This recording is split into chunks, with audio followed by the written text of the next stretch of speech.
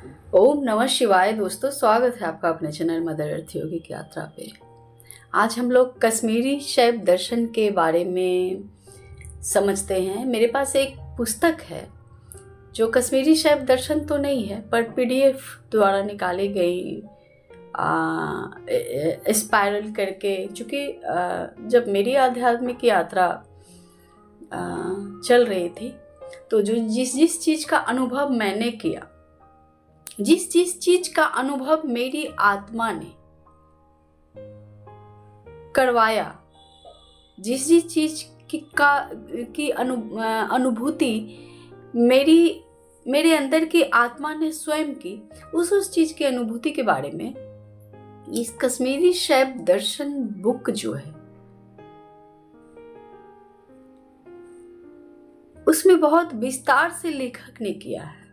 और लेखक इनके जो मेरे पास बुक है वो कश्मीरी शैव दर्शन की बुक नहीं है। ये जो है वो एक शोधित पत्र है। शोधित पत्र ऐसे कि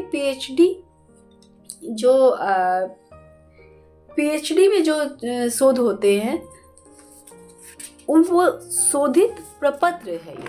तो इन्होंने शोध कौन किया? शोध किए हैं डॉक्टर कैलाशपति मिश्र, जो दर्शन विभाग काशी हिंदू विश्वविद्यालय के प्रोफेसर थे। और इसकी जो प्रकाशन है वो अर्धनारीश्वर प्रकाशन वाराणसी उनकी है। तो कैलाशपति मिश्र जी जो हैं उन्होंने कहा है, अपने माता पिता, पूजनीय माता पिता को सादर समर्पित किया है इस बुक को लिखकर। और वो कहते हैं कि प्रस्तुत पुस्तक के लघु आकार में कश्मीर शैव दर्शन का विस्तृत अध्ययन जो है प्रस्तुत करना संभव नहीं था। इसलिए कश्मीर शैव दर्शन के मूल सिद्धांतों का संक्षिप्त, सरल एवं तुलनात्मक अवलोकन किया गया है। भाषा में गांभीर्य आरोपित करने के स्थान पर उसे सरल, सुबोध गम्य बनाने का प्रयास किया गया है। भाषा की सरलता का प्रयोग विषय की दुरूहता अथवा जटिलता को सरलता में परिणत करने के लिए जानबूझकर किया गया है। और अनेकों जो उनके सहयोगी थे पंडित कैलाशपति मिश्र के इस शोधित कार्य में, उन सबको को उन्होंने धन्यवाद दिया है। और कहते हैं कि कश्मीरी शैव दर्शन के प्रति मेरे सुझाव का कारण जो है, कश्मीर शैव दर्शन के अधिकारी विद्वान श्री कमलाकर मिश्र का सानिध्य रहा है, जिन्होंने हमें एमए की कक्षा में कश्मीर शैव दर्शन का प्रथम पाठ पढ़ाया तथा इस विषय पर पीएचडी होने योग्य बनाया। तो कौन थे? कमलाकर मिश्र थे, जिन्होंने एमए की कक्षा में इस लेखक को कश्मीरी शैव दर्शन के बारे में उन्होंने पाठ पढ़ाया था। तो यह पुस्तक उनकी दृष्टि से गुजरने के बाद ही प्रकाशित हुई है और उनका चिर ऋणी हूँ, वो ऋण मानते हैं श्री कैलाशपति मिश्र। मेरे पास ये पुस्तक आने का ये कारण है कि मेरे आत्मोत्थान में, मेरी जागृति में जिस चीज के अनुभव मेरी आत्मा ने किया और मेरी आत्मा ने स्वयं को जिस प्रकार उजागर किया, वो स्वयं शिव बनकर, और शिव में भिज्ञता कैसे है, क्योंकि वो स्वयं शिव और शक्ति दोनों हैं। जब साधक उस तपस्या से तप कर, उस अपनी जिज्ञासा के चरम पर पहुंचकर, जब अपने आप को वो बिल्कुल भूला बैठता है साधना के दौरान, वो सिर्फ और सिर्फ उस सत्य की खोज में रहता है, तो वो जो आत्मा है, जो स्वयं परमात्मा का अंश है, वो स्वयं अपने आप को उजागर करता है।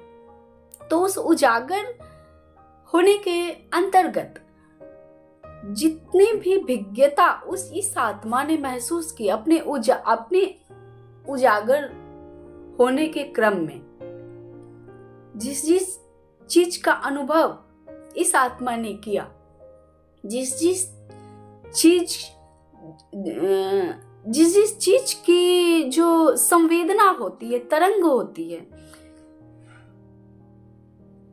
उससे जब ये आत्मा कनेक्टेड होता है तो ये आत्मा किस दिशा में चलता है और जिस जिस भी दिशा में जा रहा होता है वो परम तत्व की दिशा होती है।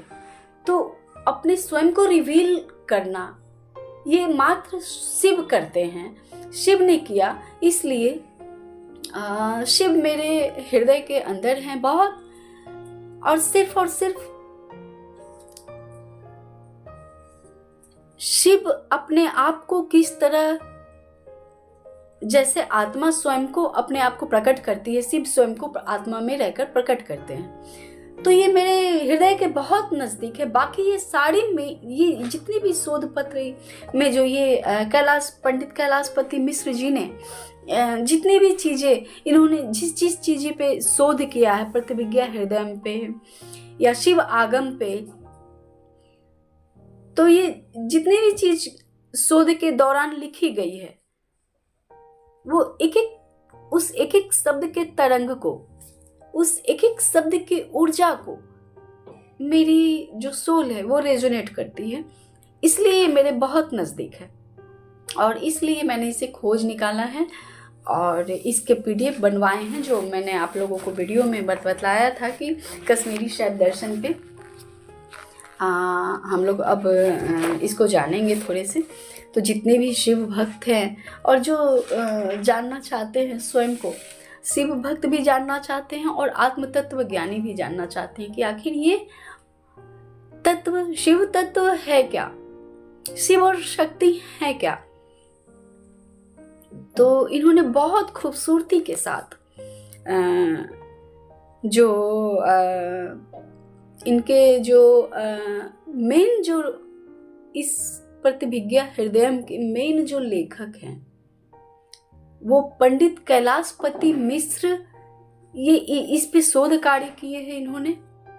इससे पहले अभिनव गुप्त, कश्मीर के जो अभिनव गुप्त थे, उन्होंने, वो लेखक थे इसके। और ये जो इनको पढ़ाया है कैलाशपति मिश्र को, वो पढ़ाया है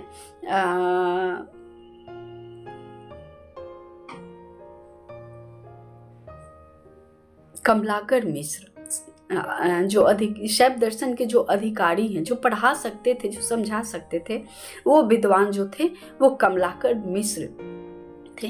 तो इन लेखक जो है कैलाशपति मिश्र, उनको बहुत अच्छे से, बहुत तरीके से उन्होंने समझाया, पढ़ाया, बताया। तो इसलिए ये सब आप लोगों के सामने है, क्योंकि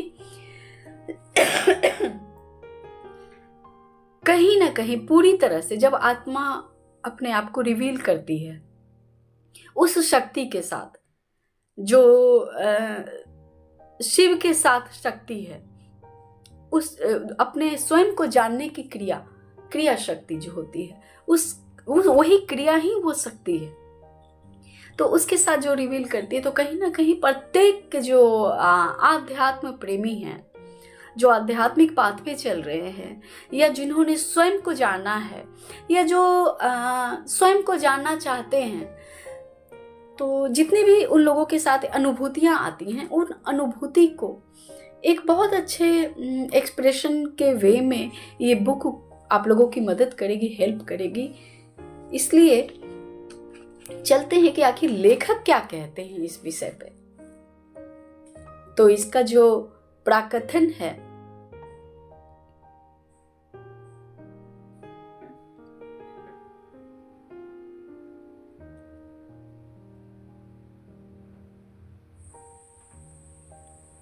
ये प्रकथन जो है कहती हैं कि उपनिषद में 2 प्रकार की विद्या का निरूपण मिलता है।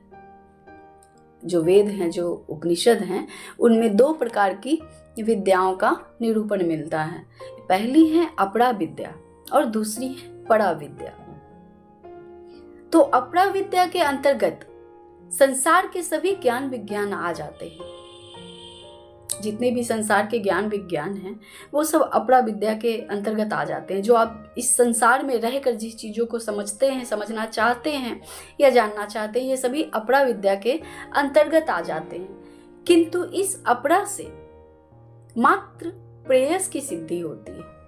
किंतु इस संसार में जितने भी ज्ञान विज्ञान है, जितने शोध कार्य हैं, जितनी चीजें आ चुकी है इस चीज में, उस विद्या को प्राप्त करने के बाद मात्र जो है प्रेयस की सिद्धि होती है। आप प्रिय बन जाते हैं, प्रिय कहलाते हैं। श्रेयस की सिद्धि इससे नहीं होती।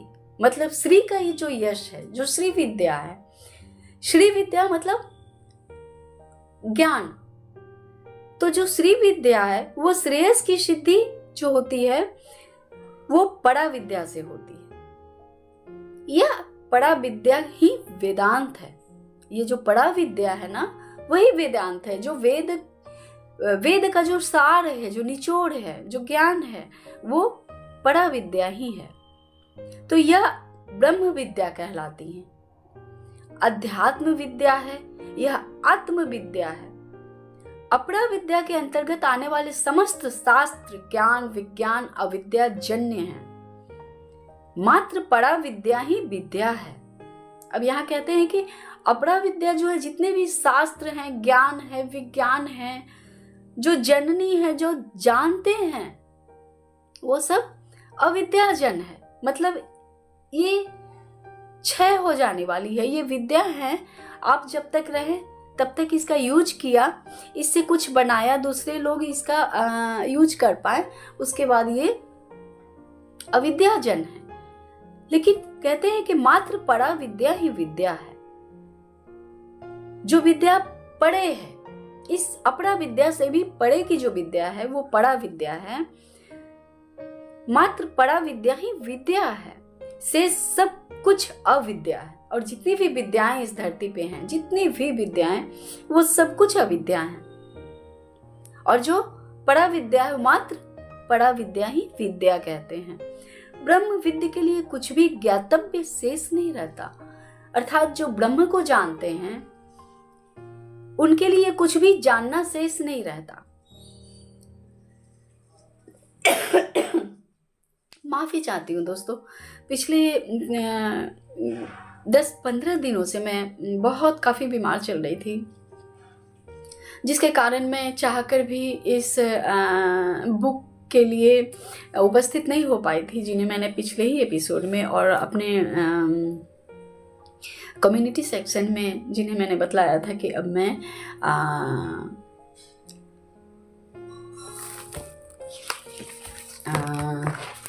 कश्मीरी शैव दर्शन पे आप लोगों के समक्ष बात करूंगी। तो इसलिए भी बीच बीच में ये खांसी होंगी, जिस पे आशा करती हूँ आप लोग ध्यान नहीं देंगे। विद्या को हम लोग समझते हैं। तो कहते हैं कि मात्र परा विद्या ही विद्या है, शेष सब कुछ अविद्या है। ब्रह्म विद्या के लिए कुछ भी ज्ञातव्य शेष नहीं रहता। अर्थात जो ब्रह्म को जान गए, जो ब्रह्म को जानते हैं, उनके लिए कुछ भी जानना शेष नहीं रहता। भगवत गीता में श्री कृष्ण निम्नलिखित उद्घोष है। अब भगवत गीता में श्री कृष्ण कहते हैं, ज्ञानम तेहम सविज्ञानम मिदम वक्ष्याम में शेषतः यन ज्ञात्वा ने भूयोर्न्य ज्ञातव्य मवशिष्यते। श्रीमद् भागवत गीता श्लोक 7:2। अब वेदांत की अन्यान्य विद्याएं हैं। इसका अर्थ जो है वो कहते हैं कि वेदांत की अन्यान्य विद्याएं हैं। इन विद्याओं में दार्शनिक चिंतन की परम निष्पत्ति शांकर वेदांत में हुई है। शांकर वेदांत तत्पदार्थ शोधन विधि के द्वारा समस्त वस्तु जगत का अधिष्ठान एवं उत्स एक और निरपेक्ष ब्रह्म में करता है। वहीं पर त्वम पदार्थ शोधन विधि के माध्यम समस्त विषय जगत का अधिष्ठान एवं उत्स आत्मा में करता है। अंततः तत् एवं त्वम को अयम आत्मा ब्रह्म के माध्यम विषयता अथवा इदंता एवं विषयता अथवा अहंता के भेद को दूर कर एकमेव द्वयम सच्चिदानंद ब्रह्म का साक्षात्कार करता है। अर्थात कहने का मतलब ये है कि अयम आत्मा ब्रह्म का जो विषय है अथवा इदंता, एक है अयम आत्मा ब्रह्म, एक है इदम आत्मा ब्रह्म। मैं ही ब्रह्म हूं और दूसरा तुम भी वही हो।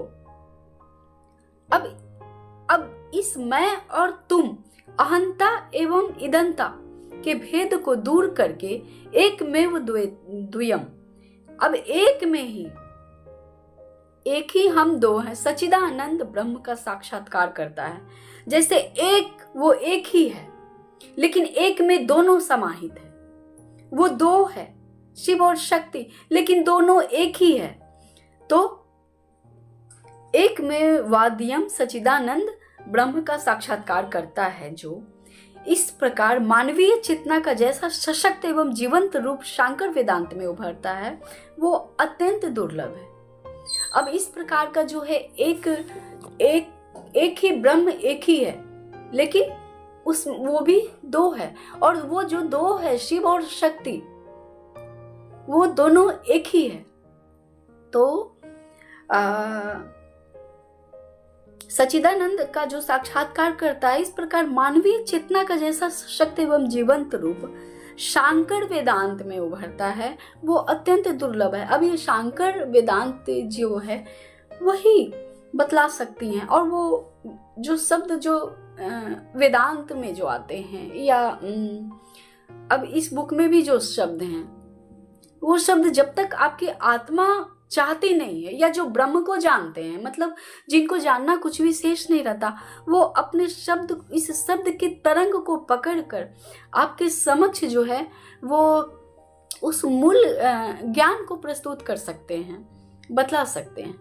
तो इसलिए जो है, जो शांकर वेदांत है, या वेद है, या वेदांत हैं, जितने भी ये जो शास्त्र हैं, आगम विधि है, वो समझने की एक तो टूल है कि आपकी जो आत्मा है वो जिज्ञासु हो, जिसे स्वयं को जानने के अलावा दुनिया की किसी चीज में रुचि न हो, और जो स्वयं को जानता है वो ब्रह्म को जानता है। अर्थात जो ब्रह्म को जानता है वो स्वयं को जानना बहुत बड़ी बात नहीं है। तो इन चीजों को जानने के लिए बहुत अच्छे जो वक्ताकार हो सकते हैं, वो वही होते हैं जो इन चीजों को अच्छे से आप लोगों के सामने रख सके, बात कर सके, समझा सके। तो जो लेखक हैं वो यही बतलाते हैं कि ये जो मानवीय चेतना का जैसा सशक्त एवं जीवंत रूप शांकर वेदांत में उभरता है ना, वो अत्यंत दुर्लभ है और कहीं नहीं मिलता है। मानवीय चेतना का जो सशक्त जीवंत उदाहरण, कितनी जीवंत मानवीय चेतना है, चेतना क्या है और ये कार्य कैसे करती है, चेतन क्या है और चेतना क्या है, चैतन्य क्या है और चिति शक्ति क्या है, इस विषय में अगर बात करते हैं तो विद्वान ही आपको बतला सकते हैं। तो ये बुक हम लोगों को बहुत मदद करेंगी आगे जानने के लिए। तो लेखक कहते हैं, शांकर वेदांत से ही सशक्त एवं जीवंत एवं उसी के तस्य भाषा सर्वमिदं विभाति पर अधिष्ठित यदि कोई अन्य दार्शनिक विद्या है तो वह कश्मीरी शैव दर्शन है। शांकर वेदांत से ही सशक्त एवं जीवंत एवं उसी के तत्स्य भाषा, उसी के जैसी जो भाषा सर्वमिदं विभाति, सर्व और वही है, जो मैं हूं सभी वही है। इस अधिष्ठित यदि कोई अन्य दार्शनिक विद्या है तो वह कश्मीरी शैव दर्शन है। अब ये जो कोई जो विद्या समझा सकते हैं, ये जो कोई विद्या अगर है जानने योग्य है तो वो कश्मीरी शैव दर्शन ही है। इस विद्या का इतिहास अत्यल्प है, ये बहुत कम समय का है। तांत्रिक परंपरा होने के कारण यह विद्या वेदांत से भी अधिक गोपनीय बनी रही। तांत्रिक विद्या होने के कारण जो ये इंस्ट्रूमेंटल विद्या है, ये तांत्रिक तंत्र के साथ विद्या है। अब ये तंत्र भी कई प्रकार की हैं। एक बाहरी तंत्र जो पूजा हवन मंत्र के साथ किया जाता है, उसे भी तंत्र कहते हैं। और एक ये जो अपने शरीर के जो तंत्र होते हैं, उस शरीर को तंत्र की जो जानने की विधि होती है वो तंत्र में भी वो भी तंत्र में ही आती है। तो ये जो तंत्र का जो विज्ञान है वो अत्यंत गोपनीय हो गया, क्योंकि इसे लोग तंत्र विज्ञान समझकर ये अत्यंत गोपनीय बना रहा। फलस्वरूप इसका विकास वैसा नहीं हो सका जैसा वेदांत का। वैसे भी बहुत सारे जो मतांतर के लोग हैं वो तंत्र को, आगम को, शास्त्र को, विधि को, सबको विभाग करके देखते हैं। लेकिन ये जो आया है, जहां से आगम हुआ है इस ज्ञान का ना, वो जो विद्या है, वो जो चेतना है, वो जो चेतना में जो चिति शक्ति जो बैठकर जो बोलती हैं, जो विद्या बताती हैं, देती हैं, असल में वो कश्मीरी सैविज्म में बहुत अच्छे से समझाया गया है। तो तांत्रिक परंपरा होने के कारण यह विद्या वेदांत से भी अधिक गोपनीय बनी रही। फलस्वरूप इसका विकास वैसा नहीं हो सका जैसा वेदांत का हुआ। अब शांकर वेदांत के प्रणव के आकार, उकार एवं मकार की चरम निष्पत्ति तुरीय में होती है। दोस्तों, ये वीडियो बहुत लंबी हो जाएंगी। अब इसका दूसरा भाग जो है हम लोग अगले एपिसोड में करते हैं। अगर आप लोग इंटरेस्टेड हैं, आप लोगों को अच्छा लग रहा है, आप लोग जानना चाहते हैं, तो आप लोग कमेंट में जरूर कमेंट करें और चैनल को सब्सक्राइब कर लें। मिलती हूँ आपसे अपने अगले वीडियो पे। तब तक के लिए ओम नमः शिवाय।